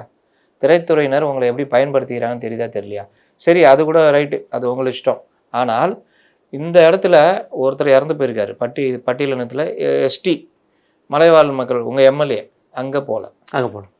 ரெண்டாவது இவர் சொல்கிறாரு, நெல்மணிகளை ஏந்தி அந்த விவசாயிகள் துயரம், நெல்மணி கைகளை ஏந்த வேண்டிய முதல்வர் சினிமாக்காரர்கள் கைகளை ஏந்துகிறார், அவர்கள் கை குலுக்கிட்டு இருக்கிறாருன்னு ஸ்கோர் பண்ணுறாரா இல்லையா? கொண்டு போய் தலையை கொடுக்குறீங்களா இல்லையா? ஆனால் நாங்கள் அந்த நெல்மணியை பார்த்தோம்னா இங்கே வர வச்சு விஜய் மாதிரியா? அவங்களும் ஒரு இடத்துக்கு போய் அந்த மலையில் நனைஞ்சிக்கிட்டு அந்த பயிர்களை நேரடியாக பார்த்தா தான் எவ்வளோ தண்ணி தேங்கியிருக்கு, எந்த அளவு கஷ்டம், இவ்வளோ பரப்பா. அப்போ நான் என்ன கேட்குறேன், ஒரு இதுக்கு மட்டும் போகிறீங்க, டூரு மற்ற இதெல்லாம் போய் பார்க்குறீங்களே, அதையும் பண்ண வேண்டியதானே. ஜெயலலிதா இருக்கிற வரைக்கும் திறப்பு விழாலாம் எல்லாம் ஒரே நாள் பட்டனாமுக்காக முடிச்சு போயிட்டே இருப்பாங்க. ஆனால் இப்போ இவர் ஒவ்வொன்றுக்கும் தனித்தனியாக போய் திறந்து வச்சுருக்கிறார். பஸ்ஸாக கொடியாட்டுறாரு, சின்ன இது கூட பண்ணுகிறாரு. ஏன் அவ்வளோவா வேலை இல்லாமல் இருக்கீங்க? அப்போ இந்த மாதிரி உங்களை பயன்படுத்துகிறாங்க. இப்போ இந்த மாதிரி இதுக்கு நேராக போகிறது தானே கரெக்டாக இருக்கும். அப்போ அவர்கள் தானே உங்களுக்கு நாளைக்கு வாக்களிக்க போகிறாங்க. கொஞ்சம் பார்த்து அதை பற்றி கவலை இல்லை. சரி, நீங்கள் போகல ஏதோ இருக்கீங்கன்னு பார்த்தா அந்த நேரத்தில் சினிமா பார்த்து ரிவ்யூ எழுதுனீங்கன்னா எரியிறத்தியில் எண்ணெய் ஊற்றுன மாதிரி தானே. இப்போ இவர் ஸ்கோர் பண்ணுறாரா இல்லையா? கேட்குற கேள்விக்கு பதில் சொல்ல முடியுதா? அது பதில் என்ன சொல்கிறீங்க? ஊர்ந்த பாடி டேபிளுக்கு அடிக்கும். அதுதான் எனக்கு புரியல. ஒரு படத்துல அடிக்க போறாங்க. இல்ல படத்துல பார்த்து சுயமரியாதையை பேசுற முதலமைச்சரும் சரி, முதலமைச்சர் சார்ந்த படமே எடுத்தாங்களா மாமன்னன், சுயமரியாதை. ஆனா எதிர்கட்சி தலைவருக்கு சுயமரியாதை தேவையில்லைன்னா இது எந்த மாதிரியான ஒரு விஷயம்? என்னன்னா இவர்கள் பண்ணா ராஜதந்திரம், அவர்கள் பண்ணா அடிமைத்தனம். இவர்கள் எடுத்தால் கொள்கை, அவர்கள் எடுத்தால் சுயநல அரசியல். இப்படித்தான் ஜனங்களாம் நம்புறதில்லை இப்பெல்லாம். இந்த உருட்டுலாம் இந்திய எதிர்ப்போம், போயா சும்மா இந்திய எதிர்ப்போம், நீட்டை ஒழிப்போம், நீ ஒழிச்சினேரு நாங்கள் படிச்சுனேக்கிறோம், இப்படி ஆயிட்டாங்க ஜனங்க. இது தொடர்ந்து நம்ம நெல் கொள்முதல் விஷயத்தில் வந்து பல்வேறு குற்றச்சாட்டுகளை தொடர்ந்து நம்ம பார்த்துட்டே இருக்கோம். இந்த மழை பெய்த காலகட்டங்கள்லேருந்து நம்ம பார்க்குற ஒரு விஷயமா பார்த்துட்டு இருக்கோம். அதில் குறிப்பிட்டு சொல்ல போனால் வந்து அன்புமணி அவர்கள் வந்து ஒரு அறிக்கை விட்டுருந்தார். அதில் வந்து இந்த 4 வருஷத்தில் 4.80 டன் வந்து பர்ச்சேஸ் இது கொள்முதல் இதை விவசாயம் பண்ணியிருக்காங்க. அதில் 40% தான் வந்து கொள்முதல் நடந்திருக்கு அரசாங்கத்து சைடில். மீதி 60% கொள்முதல் வந்து வெளியே தான் நடந்திருக்காங்க, ப்ரைவேட் கொடுத்துருக்காங்கன்னு சொல்லியிருக்காங்க. அன்புமணி அவர்களுடைய அறிக்கை வந்து ஒவ்வொரு முறையும் வந்து பார்த்தீங்கன்னா ரொம்ப ஒரு கடினமான அறிக்கையை தான் பார்த்துட்டு இருக்கோம். இன்னொரு அறிக்கை இருக்குது, நம்ம இதை பேசினதுக்கு அப்புறம் பேசுவோம். இந்த அறிக்கையில் நீங்கள் எப்படி பார்க்குறீங்க? வெறும் 40% தான் நம்ம அரசாங்கம் கொள்முதல் பண்ணியிருக்குன்னு சொல்கிறது விஷயத்தை எப்படி பார்க்குறீங்க? இவர்கள் நேற்று இருமடங்குனோன்னா அதை பெருமையாக மாற்றிட்டாங்க. எங்கள் ஆட்சியில் பார்த்தியா கரெக்டாக நேரத்துக்கு திறந்து விட்டதுனால தான் இருமடங்கு. சரி, இருமடங்கு ஆட்சி இல்லை, சாதனைலாம் பேசுகிறீங்கல்ல, அந்த இதை வந்து கொள்முதல் பண்ணாதானே இது, அது வேதனை இல்லை. இப்போ கொள்முதல் அது மகசூலை பற்றி மட்டும் பேசுகிறீங்களே, கொள்முதல் பண்ணாமல் அது வீணாக போச்சே, அதை பற்றி பேசுகிறீங்களான்றதான் அன்புமணியுடைய கேள்வியாக இருக்குது. அந்த அறிக்கையை நான் லைட்டாக படித்தா தான் கரெக்டாக இருக்கும். தமிழ்நாட்டில் அதிமுக ஆட்சியில் கொள்முதல் செய்யப்பட்டதை விட மிகவும் அதிகமாக ஆண்டுக்கு சராசரியாக 42,61,386 மெட்ரிக் டன் நெல் கொள்முதல் செய்யப்பட்டிருப்பதாகவும் இது பெரும் சாதனை என்றும் திமுக அரசு கூறியிருக்கிறது. அரும்பாடுபட்டு விளைவித்த நெல்லை கொள்முதல் நிலையங்களில் விற்பனை செய்ய முடியாமல் கண்ணீர் விட்டு கொண்டிருக்கும் நிலையில் அவர்களின் வேதனையை தங்களின் சாதனை என தமிழக அரசு தம்பட்டம் அடித்துக் கொள்வது கண்டிக்கத்தக்கது. எப்போதெல்லாம் திமுக அரசு ஒரு விஷயத்தில் பெரும் தோல்வி அடைகிறதோ அப்போதெல்லாம் கடந்த காலங்களில் நடந்த நிகழ்வுடன் ஒப்பீடுகள், அங்கே 3 இன்ச்சு முளைச்சது, இங்கே 1/2 இன்ச்சு தான் முளைச்சது, சராசரி கணக்குகள் ஆகியவற்றை தூக்கி கொண்டு வந்து தங்களின் தவறுகளை நியாயப்படுத்த திமுக அரசு முயலும். இப்போதும் கூட அதே உத்தியை திமுக அரசு கையாண்டிருக்கிறது. உழவர்களின் கண்ணீரில் திமுகவின் இந்த பொய் மூட்டைகள் கரைந்து விடும் என்பதுதான் உண்மை. திமுக ஆட்சியில் கடந்த 4 ஆண்டுகளில் 1.70 கோடி டன் நெல் கொள்முதல் செய்யப்பட்டதாக அரசு தெரிவித்துள்ளது. உண்மையில் 4 ஆண்டுகளில் 4.80 கோடி டன் நெல் விளைவிக்கப்பட்டிருக்கிறது. அதான் மெயின். 5 டன் வச்சுக்கோங்க, 5 கோடி டன்னு, நீங்கள் 1.25 கோடி டன்னு, அப்போ மீதி 3.25 கோடி டன்னு, அதில் 1/3 பங்கை மட்டும்தான் திமுக அரசு கொள்முதல் செய்திருக்கு. இது சாதனையா வேதனையா? 2023-24 ஆண்டில் இந்தியாவில் மொத்தம் 5.245 கோடி டன் நெல் கொள்முதல் செய்யப்பட்ட நிலையில் அதில் தமிழகத்தின் பங்கு வெறும் 4.5% மட்டுமே. அதே நேரத்தில் பஞ்சாபிலிருந்து 23.6%, தெலுங்கானாவிலிருந்து 12.15%, சத்தீஸ்கர் 15%, ஒடிசா 9.1% நெல் கொள்முதல் செய்யப்பட்டுள்ளது. இங்கே பண்ணது 4%. உழவர்களிடமிருந்து போதிய அளவு நெல்லை கொள்முதல் செய்யாமல் திமுக அரசு துரோகம் செய்யும் என்பதற்கு இதைவிட வேறு என்ன சாதனை உதாரணம் தேவை? உழவர்களுக்கு ஒரு குவிண்டால் நெல்லுக்கு 2,500 விலை கொடுப்பதாக திமுக அரசு பெருமைப்படுகிறது. ஆனால் ஒடிசாவில் 3,170 ரூபா, ஆந்திராவில் 2,870 ரூபா வீதம் ஒரு குவிண்டால் நெல் கொள்முதல் செய்யப்படுகிறது. இது தமிழ்நாடு உழவர்களுக்கு திமுக அரசால் இழைக்கப்படும் துரோகம் அல்லவா? நான் கேட்கலங்க, அன்புமணி ராமதாஸ் கேட்குறாரு. உழவர்களுக்கு ஒரு குவிண்டால் நெல்லுக்கு 2560 திமுக அரசு அல்ல, அதில் 2370 ரூபாயை மத்திய அரசு தான் வழங்குகிறது. திமுக அரசின் சார்பில் வழங்கப்படுவது வெறும் 131 ரூபாய் ஊக்கத்தொகை மட்டுமா? அதுவும் கூட முந்தைய ஆட்சியில் 50 ரூபாய் கொடுத்தது போய் 80 ரூபா தான் கொடுத்துக்கிறாங்க.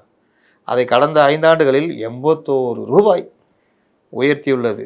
2024 ஆண்டில் நெல்லுக்கு 2000 வழங்குவதாக சத்தியம் செய்த திமுக 5 ஆண்டுகளில் வெறும் 81 ரூபாய் மட்டுமே உயர்த்தி வழங்கியிருப்பது சாதனையா? காவிரி பாசன மாவட்டங்களில் நெல் கொள்முதல் செய்யப்படாததாலும் மழையில் நனைந்து நெல் வீணானதாலும் உழவர்கள் கண்ணீரில் மிதந்து வருகின்றனர். துடைக்க திமுக அரசு எந்த ஆக்கப்பூர்வ நடவடிக்கையும் எடுக்கவில்லை. மாறாக கடந்த கால புள்ளி விவரங்களை காட்டி திமுக அரசு புலங்காகிதம் அடைந்து கொள்கிறது. இந்த வெற்று புள்ளி விவரங்களால் காவிரி பாசன மாவட்ட விவசாயிகளுக்கு எந்த பயனும் இல்லை அப்படின்றாரு. இந்த 20 நாட்கள் மேலாக கண்ணீர் மிதக்கும் காவிரி பாசன மாவட்ட விவசாயிகள் விடும் சாபம் திமுக ஆட்சியாளரை சும்மா விடாது அப்படின்னு அன்புமணி ராமதாஸ் சொல்லியிருக்காரு. இந்த அன்புமணி ராமதாஸ்கிட்ட ஒரு பெரிய பிரச்சனை என்னென்னா, சும்மா அந்த புள்ளி விவரம் எடுத்து போட்டு படாப்படுத்துறது, புலங்காகிதம் அடைய விடாமல் தடுத்துட்டு இருக்காரு. அதுதான் பிரச்சனை. அதே மாதிரி அவர் நேற்று திருப்பூரில் விசிட் போயிருந்தார். விசிட் போயிருக்கும்போது அங்கே இருக்கிற சாயப்பட்டறையை பற்றி அவர் ஒரு கருத்து சொல்லியிருந்தாருன்னு. இங்கே நொய்தலாறு அங்கே இருக்கிறத வந்து தூர்வாடுறோம், அதை சுத்தப்படுத்துகிறோம் அப்படிங்கிறது திமுகவோட தேர்தல் அறிக்கையில் இருந்திருக்கு போல இருக்குது. நம்ம ஆளுங்க கொடுத்துருக்காங்க. அதை நம்ம ஒரு அன்புமணி அவர்கள் எடுத்து பேசியிருக்காரு. அதை நீங்கள் இன்ன வரைக்கும் செய்யலை. முதல்வர் அவர்கள் வந்து கடிதம் எழுதுறதை தவிர அவருக்கு எந்த வேலையும் அவர் செய்கிறதில்ல அப்படிங்கிற ஒரு குற்றச்சாட்டையும் வந்து திருப்பூரில் வச்சு பேசியிருக்காரு. இங்கே எல்லா வகையான மக்களும், பொதுமக்கள் எல்லா வகையான மக்களும், இளைஞர்லேருந்து முதியோர்கள் வரைக்கும், பெண்கள்லேருந்து எல்லாருமே அவஸ்தாப்பட்டு இருக்காங்க. இதில் வந்து சரியான முதல்ல ஆட்சி நடக்கலைங்கிற குற்றச்சாட்டு சொல்லியிருக்காரு. இது எப்படி பார்க்குறீங்க? அவர் ஒவ்வொரு ஏரியாவுக்கும் போய் அவருடைய நடைபயணத்தில் அந்தந்த ஏரியாவில் இருக்கிற பிரச்சனையை, திமுக சொன்ன வாக்குறுதியும் கையில் எடுத்து அதை என்னன்னு ஒரு கேள்வி கேட்குறாரு. இப்போ வரைக்கும் எந்த பதிலும் இல்லை. ஒரு எதிர்கட்சி தலைவராக அன்புமணி அவர் எப்பவுமே அப்பா கொடுத்த ட்ரைனிங் அதுதான் சிறப்பாக செயல்பட்டுருவார். அப்பா கொஞ்சம் அங்கே ஆதரவாக இருக்கிறதுனால நேற்று கூட கேட்டிருக்காங்க திமுகவுடன் கூட்டணியா அப்படின்னு. போக போக தெரியும், அதே பாட்டு தான், போக போக தெரியும்னு. ஆனால் இங்கே மிகப்பெரிய அரசியல் தென்னகத்துடைய பிரசாந்த் கிஷோர் சொல்லிட்டு இருக்கிறோம்னா, ராமதாஸ் அதிமுக கூட்டணி போவான்னு சொல்லிட்டு இருந்தாங்க. இப்போ அந்த சவுண்டு குறைஞ்சிருக்குது. இவர்கள் தான் தங்களை நம்ம வந்து கண்டுபிடிக்கிற மாதிரி யாரும் இல்லை அப்படின்னு புலங்காகிதம் அடைகிறாங்க. இந்த விவகாரத்தில் அன்புமணி ராமதாஸ் எதிர்கட்சி தலைவராக அவர் பாணியில் அவர் பண்ணிக்கிட்டு இருக்காரு. அன்புமணி ராமதாஸ், இவர் எடப்பாடி பழனிசாமி, நயினார் நாகேந்திரன், அண்ணாமலை, இன்னொரு பக்கம் பிரேமலதா, இவர்கள் எல்லோருமே ஆட்சியுடைய அவதூறுகளை தங்களுக்கு வாய்ப்பு கிடைக்கிற போதெல்லாம் எடுத்து அடிச்சுட்டு இருக்காங்க. சீமான் அடிச்சுக்கிட்டு இருந்தார். இப்போ கொஞ்சம் சுதி இறங்கிருக்குது, என்னன்னு தெரில, லைட்டாக. அதாவது நல்லா சீமானுடைய வழக்கமான விமர்சனத்துக்கும் இப்போ வர விமர்சனத்துக்கும் வித்தியாசம் தெரியாதவர்கள் அல்ல நாங்கள். ஏன்னா அந்த வித்தியாசத்துடைய துணி, இவ்வளோ விவசாயிகளுக்கு இந்த மாதிரி பிரச்சனை இருக்குது, எந்த இது வந்தாலும் இப்படி தான் இருக்குது அப்படின்ற மாதிரி அப்படியே பொதுமைப்படுத்திட்டு போகிற இது எல்லாம் இருக்குது. அவர் நினச்சா இறங்கி அடிப்பார். பொதுவாக எதிர்கட்சிகள் குற்றச்சாட்டு வைக்கிறதுல ஒரு தனியாக யார் தெரியுதுன்னா சீமானுடைய குற்றச்சாட்டு தனியாக தெரியும்.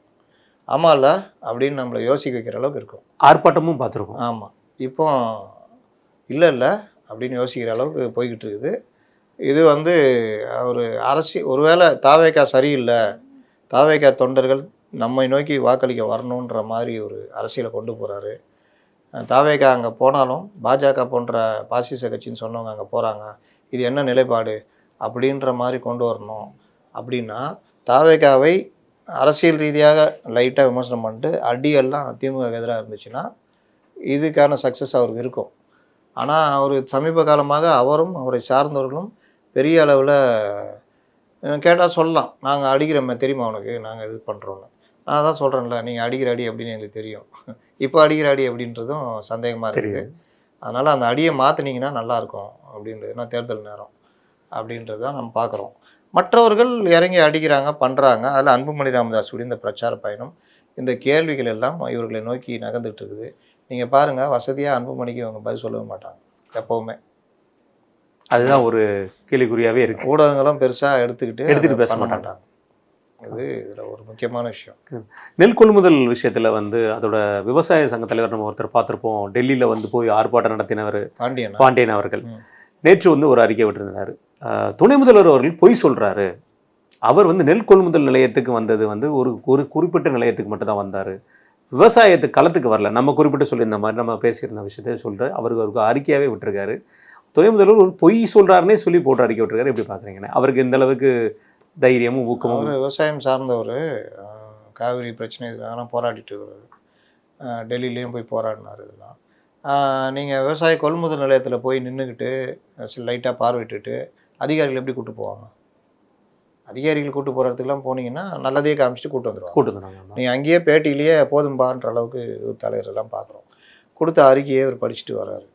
அப்போ இவர் என்ன இந்த விஷயத்தில் இவர் கணக்கிடுறாரு, வெளியில் என்னென்ன பேசுகிறாங்க, இந்த மாதிரி விவகாரங்கள் கூட இது பண்ணல. ரெண்டாவது, பாதிக்கப்பட்ட பகுதி போயிட்டீங்களாங்க, பாதிக்கப்பட்ட பகுதிகளும் நீங்கள் விசிட் அடிச்சிருக்கணும்ல. அதை தானே விவசாயிகள் சொல்கிறாங்க. இங்கே வந்து பார்த்து நேரில் பார்த்தாலும் தெரிஞ்சிருக்கும். நீங்கள் வெறும் பாசிட்டிவாக அதிகாரிகள் காட்டுற அர்த்தம் மட்டும் பார்த்துட்டு வந்துட்டீங்க. அப்போ நீங்கள் சொல்கிற அறிக்கை உண்மைக்கு புறமாக தானே இருக்கும். அதானே இருக்குது. அதை தான் அவர் சொல்கிறாரு. பாமகவுடைய புதிய செயல் தலைவராக வந்து ராமதாஸ் ஐயா அவர்களுடைய மகள். இதெல்லாம் ஒரு கடந்து போகிற செய்திங்க இது. அங்கே பாமக எங்கே இருக்குது? இப்போ அங்கே பாமக அன்பு பண்ணிட்டு இருக்குங்க. கொஞ்சம் பேர் விசுவாசிகளை விட்டு இருக்காங்க. ஐயா குலதெய்வம் அப்படின்றதுனால ஜிகே மணி இங்கே போக முடியாது, அருளும் போக முடியாது. இவங்க வாரிசுன்ற அடிப்படையில் கொண்டு வந்துட்டாப்புல. அவ்வளோதான். அது கொஞ்ச நாள் இருக்கும். தேர்தலுக்கு அப்புறம் பார்த்தீங்கன்னா பாமக யார் கையில் இருக்குன்றது தெரியும். இன்றைக்கி கொஞ்சம் பேர் வேணால் அரசியல் மேதைகள் நான் சொன்னேன், தென்னகத்தி பிரசாந்த் கிஷோர்கள் இந்த மாதிரி ஆட்கள் எதாவது பண்ணலாம். ஆனால் யதார்த்தன்றது வேறு. கட்சி அரசியல் அதெல்லாம் பார்த்தீங்கன்னா பெரும்பாலும் அன்பு பண்ணிட்டு தான் இருக்குது. அதை நோக்கி தான் நகரும். அதே மாதிரி நம்ம மதுரையை பற்றி நம்ம அடிக்கடி பேசிகிட்டு இருக்கோம். மதுரை திமுக என்றைக்குமே தலைவலிங்கிற ஒரு விஷயத்தை பேசிகிட்டு இருக்கோம். இப்போ அதையும் தொடர்ந்து ஒரு புதிய தலைவலி வந்து மதுரையை சுற்றி வந்திருக்கு திமுகவிற்கு. மூர்த்தி அவர்களுடைய மனைவி அவர்களை வந்து மீனாட்சி அம்மன் கோயிலோட அறங்காவலர் குழு தலைவராக போட போகிறதா வந்து செய்தி வருது. அது தொடர்ந்து மதுரை திமுகவில் வந்து ஒரே பரபரப்பாக பேசப்பட்டு வருது. மதுரை திமுகவில் வந்து மூர்த்தி அவர்களுடைய கை ஓங்கி இருக்கிறது. இப்படி மூர்த்தியுடைய ஒரே இது வந்து பிடிஆரை ஓய்ச்சி தள்ளணும் அப்படின்னு. அதில் ஓரளவுக்கு வெற்றியும் பெற்று விட்டார். இன்னொன்று, மூர்த்தி வரும்போதே அவரோட அரசியலை வேணால் ஓய்ச்சி தர முடியும், அவர் பாரம்பரியத்தை வைக்க முடியுமா? நீங்கள் முடியாது. மூர்த்தி வரும்பொழுதே அண்ணன் அழகிரிட்ட சொல்லிட்டு வந்திருப்பாருன்னு நினைக்கிறேன். நான் போய் இந்த மகாபாரதம் வரும் தெரியுமா, சல்லியன் சொல்லுவாப்புல. சல்லியன் வந்து என்ன பண்ணுவார்னா பாண்டவர்கள்ட்ட சேரத்துக்கு வருவாப்புல. வர வரல ஒரு பெரிய விருந்து உபச்சாரம் நடந்துகிட்டு இருக்கோம். சல்லியன் அங்கே சாப்பிட்ருவாப்புல. அது பாண்டவர்களுக்கு சம்மந்தப்பட்டுச்சா, லாஸ்ட்டில் அது கௌரவர்கள்.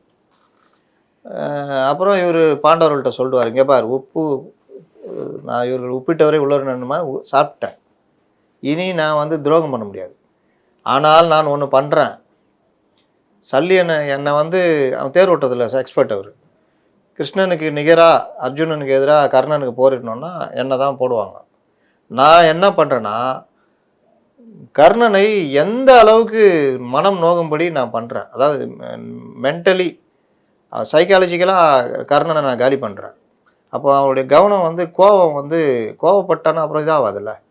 போரில் வந்து அவனை நான் எந்த அளவுக்கு டேமேஜ் பண்ணுறேன் அப்படின்னு சொல்லிட்டு அந்த வேலையை பண்ணுவாப்புல. இது பண்ணு, அப்படி பண்ணு, என்னையா அடிக்கிற நீ அப்படி இப்படின்றப்போ கர்ணனுடைய கோவம்லாம் இங்கே இதாகி கவனம் தசை திரும்பும். அதில் தான் இந்த மாதிரி சொல்லிட்டே வந்த ஆள் நெஞ்சுக்கு குறி வை அர்ஜுனனுக்கு, மிஸ் ஆனால் கழுத்துக்கு இதாகும் அப்படின்றப்போ ஒழுங்கான கர்ணனாக இருந்தால் அந்த பேச்சை கேட்டிருப்பாப்புல. இவர் தான் வேணும்னா பண்ணிகிட்டே வரார்ல. அதனால் அடின்னா சொல்கிறது நான் வந்து கழுத்து குறி வைக்கிறேன் அப்படின்னா கழுத்து குறி வைக்கும் போது கிருஷ்ணர் தேரை அழுத்தினோன்னா அது தலைப்பாக அடிக்கும். அந்த கிரீடத்தில் தலைக்கு வந்தது தலைப்பாவோட போச்சுன்றது.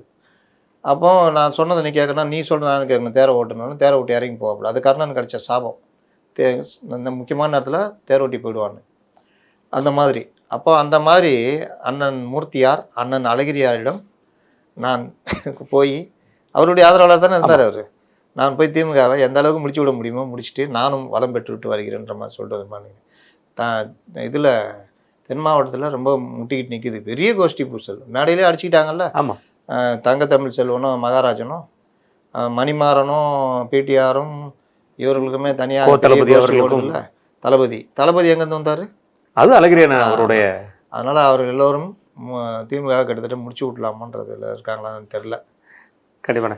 இது தொடர்ந்துன வேலைவாய்ப்பு இந்த விஷயத்தில் வந்து திமுகவோட தேர்தல் அறிக்கையிலே குறிப்பிட்டிருந்துச்சு. அதே மாதிரி முதல்வர் வந்து கடந்த சட்டப்பேரவை அந்த நம்ம பட்ஜெட்டோட கூட்டத்தொடர் முடிகிற இடத்துல அந்த விவாத பொருளையும் அப்பவும் சொல்லியிருந்தார். 1,00,000 பேருக்கு வரைக்கும் வேலைவாய்ப்பு கொடுப்போம் அப்படிங்கிற விஷயம் சொல்லியிருந்தார்.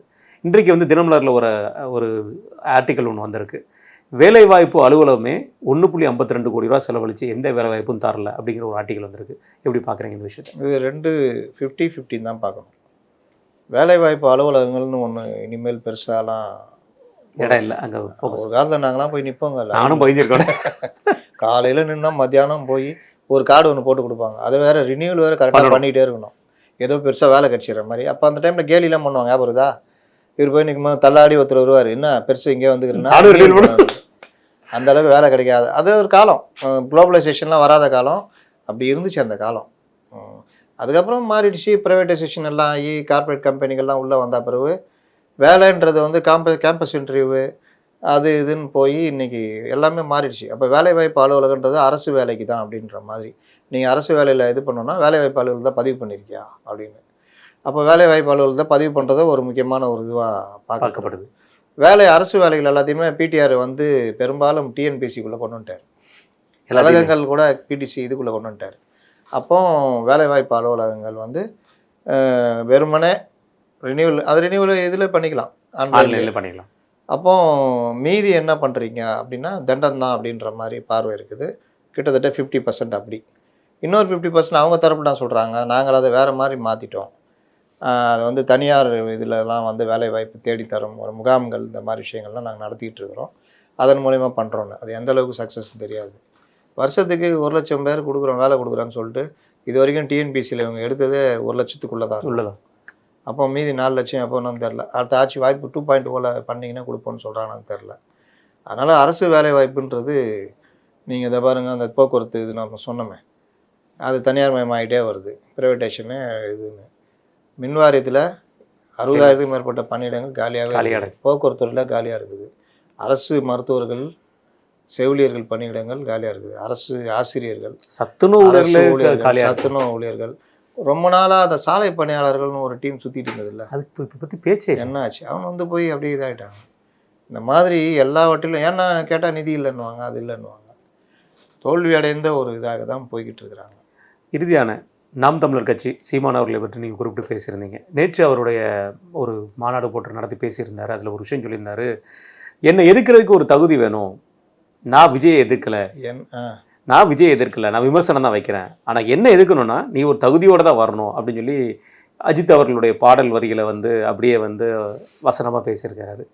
எப்படி பார்க்குறீங்க சீமான் அவர்களுடைய மறுபடியும் அண்ணன் சீமான் சமீப காலமாக இந்த மாதிரி சினிமா வசனங்கள், பாடல்கள் இது எல்லாத்துலேயும் அப்படி போய்கிட்டு இருக்காரு. நீங்கள் பார்த்தீங்கன்னா அண்ணனை முறைச்சா அடிப்பேனா, எங்கள் அண்ணனை முறைச்சா நானும் அடிப்பேன்றது. விஜய் விமர்சிக்கலைன்றாரு. விஜய் கடுமையாக விமர்சித்ததெல்லாம் நம்ம பார்த்தோம். நம்முடைய விமர்சனமே என்னென்னா, நீங்கள் விஜய் இந்த அளவுக்கு விமர்சனம் பண்ணிங்கன்னா அந்த தொண்டர்கள் ஓரளவுக்கு அரசியல் மயமானவன் உங்களை நோக்கி வர்றோன்னு அப்படி போயிடுவோம். இந்த கடவுள் மறுப்புன்றது பண்ணுற அதே ஒரு உருட்டல் கடவுள் மறுப்பு இருக்குல்ல, பூணூலாக இருக்கிறது, தாலியாக இருக்கிறது, திட்டுறது, புள்ளையாரை போட்டு உடைக்கிறதுலாம், அதெல்லாம் பண்ணால் வந்துடுவான், வரமாட்டான். இன்னும் அந்த எதிர் சைடு வேகமாக போவோம். அந்த மாதிரி இவர் விஜயை திட்டு இவருடைய அரசியல் ஓகே, விஜய் சரியாக அரசியல் பண்ணல அப்படின்னு நினச்சிக்கிட்டு இவருக்கு வாக்களிக்கிறவங்க கூட வரமாட்டான். அதுக்கு பிறகு திமுக விமர்சிக்கிறதுல மென்மையான போக்க சமீப காலமாக இருக்குன்றது இவர் மேலே விமர்சனம் விழுந்துக்கிட்டு இருக்குது.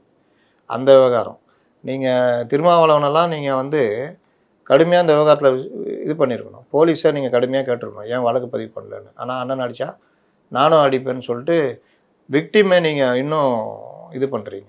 அது எப்படி ஏற்றுக்க முடியும்? அப்போ இந்த மாதிரி விவகாரத்தெல்லாம் ஒரு இது அவருடைய தம்பிகள் வழக்கம் போல் அவர் என்ன சொல்கிறார் அதுக்கேற்ற மாதிரி போவாங்க. இன்னும் பலர் யூடியூப் அதுன்னு போய்கிட்டு இருக்கிறதுனால அதை நோக்கி இதுன்னு போகுது. இது எதுவுமே சரியில்லாத போக்கு தான். வித்தியாசமான அரசியல் நீங்கள் தனியாக பண்ணால் தனியாக நிற்கிறீங்க, அதுக்கு ஏற்றாற் போல் அரசியல் பண்ணால் தான் கரெக்டாக இருக்கும். அது ஆளுங்கட்சி எதிர்ப்பு அரசியல்ன்றது ரொம்ப வேகமாக இருக்கணும். என்னை பற்றி பேசாமல் யாரும் என்னை பற்றி சோறு சாப்பிட்றான், என்னை பற்றி பேசாமல் சோறு சாப்பிட்றான்னு உங்களை பற்றின்னு இல்லை, பொதுவாக எல்லாரை பற்றி எல்லோரும் தான் பண்ணுவாங்க. இப்போ விஜய் பற்றி பண்ணலையா? யாரும் வராதிங்கன்னு சொன்னால் கூட நீ கேமரா போய் நிற்குதுன்னுக்குறாங்களா? ஏதாவது கண்டென்ட் கிடைக்குமான்னு பார்க்குறான். பொருளாளரை உள்ளே கொள்ள பாரு, நியூஸ் எடுத்து போடுறாங்க. இப்போ அவங்க உள்ளேருந்து வெளியில் வராமல் பஸ்லேயே ஏற்றி அப்படியே அடைச்சி கொண்டு போனால் கரூரில் போய் பேட்டி எடுப்பான். ஏன்னா அவனுக்கு தேவை இது. ஏதாவது ஒரு அப்போ விஷயம். விஜய் சொல்கிறதா என்னை பற்றி பேசாமல் அவங்க அதானே சொல்கிறாங்க. நாங்கள் அவர் உள்ளே இருக்காரு எல்லாம் இருக்காரு. ஆனால் விஜயை சுற்றி தான் இந்த 1 மாதம் சுற்றுச்சு டிபேட்லேருந்து எல்லாம். அப்போ அதுக்கு என்ன சொல்லுவீங்க? என்னை பேசாமல் தவிர்க்க முடியலன்னு சொல்லணுமா? எந்த நேரத்தில் எது வருதோ, செங்கோட்டையனை சுற்றிட்டு இல்லையாங்க, செங்கோட்டையனை பேசாமல் தவிர்க்காமல் சுற்றி இருந்தாங்கல்ல, ஆமா.